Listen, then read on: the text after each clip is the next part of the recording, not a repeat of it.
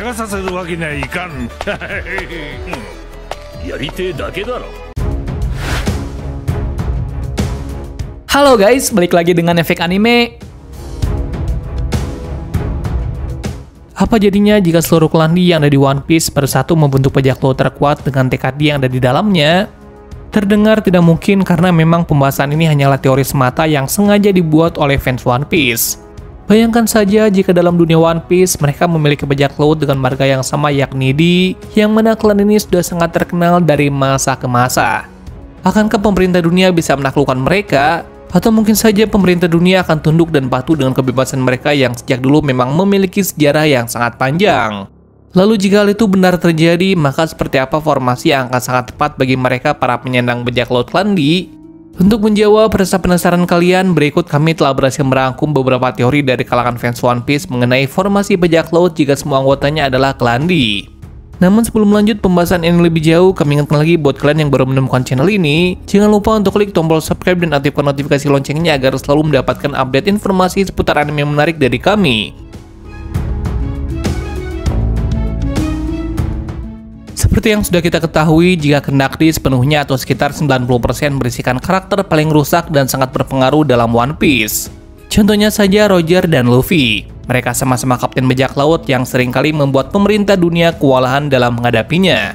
Dan tentu saja semua karakter ini tidaklah dari waktu yang sama karena kenyataannya mereka memiliki eranya masing-masing.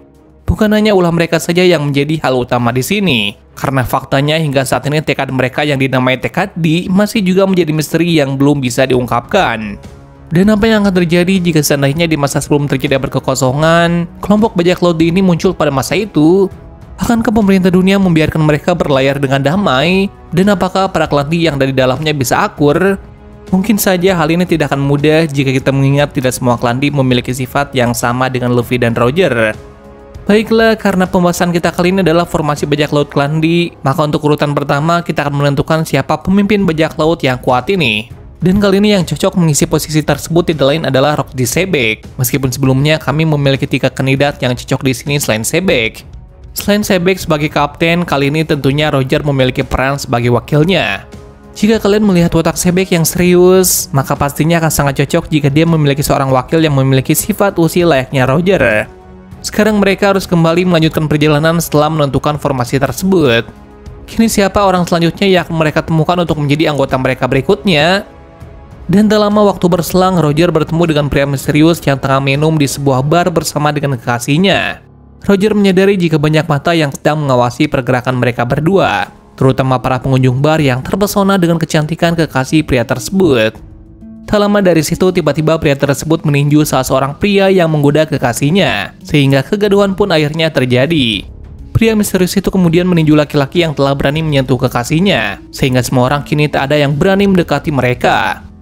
Roger yang menyaksikan hal itu hanya tertawa dan bertepuk tangan sehingga berhasil mengalihkan perhatian pria misterius yang dari tadi mengamuk di bar. Roger kemudian menghampiri pria itu dan memperkenalkan dirinya. Lalu ia tanpa basa-basi langsung mengajak pria misterius itu untuk bergabung menjadi anggota bajak lautnya. Ternyata Roger sudah mengetahui identitas pria itu yang tidak lain adalah Garp. Mereka kemudian tiba-tiba menjadi akrab dan Garp akhirnya setuju untuk ikut bergabung dengan Roger. Dalam cerita One Piece di masa mudanya, Garp diketahui memiliki kekasih namun tidak diketahui siapa nama wanita tersebut. Dan setahun kemudian mereka mendapatkan kabar bahagia karena sebentar lagi Garp akan menjadi seorang ayah. Para bajak laut itu berlayar mengarungi samudera. Namun sayangnya mereka tidak memiliki tujuan yang jelas karena ketiganya adalah idiot yang tidak tahu navigator. Dan parahnya lagi mereka tidak tahu di mana keberadaan mereka saat ini dan apa yang akan mereka lakukan berikutnya.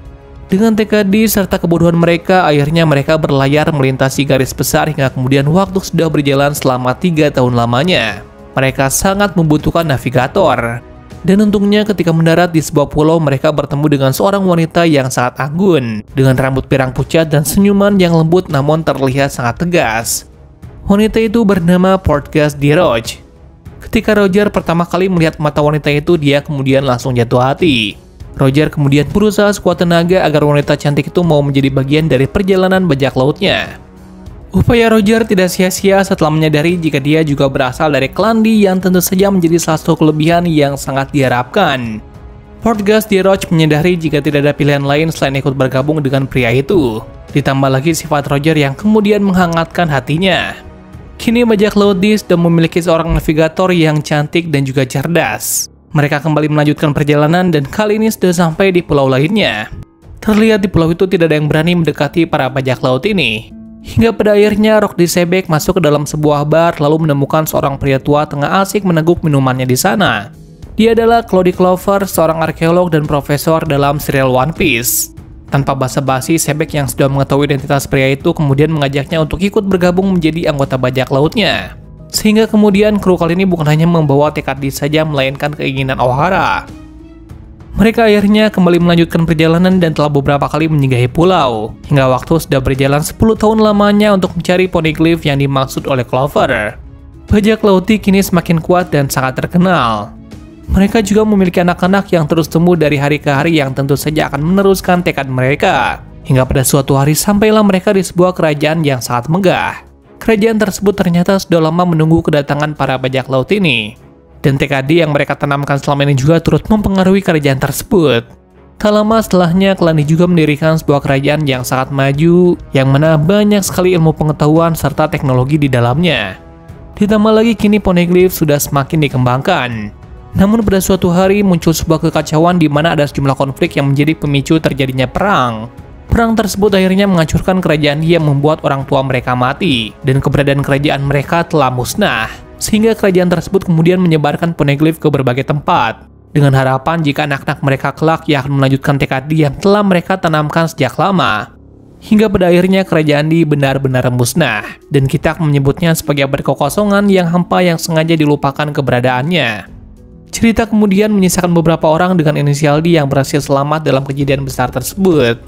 Sama seperti orang tua mereka penyerang klan D sebelumnya, para penerus mereka seperti Luffy atau Ace dan yang lainnya juga melakukan hal yang sama.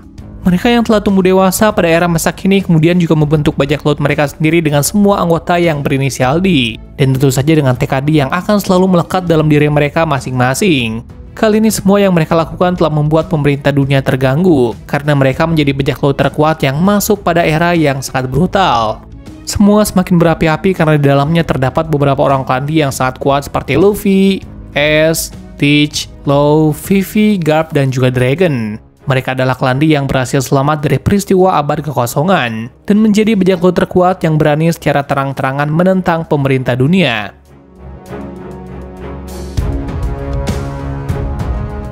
Itulah sejumlah teori menarik mengenai pembahasan kita kali ini. Ulasan ini hanyalah teori semata berdasarkan pemikiran fans One Piece yang dikembangkan. Jika kalian memiliki teori menarik lainnya yang tidak kami sebutkan atau yang ingin kami bahas, boleh tulis di kolom komentar. Terima kasih sudah menonton video ini dan sampai jumpa di video selanjutnya.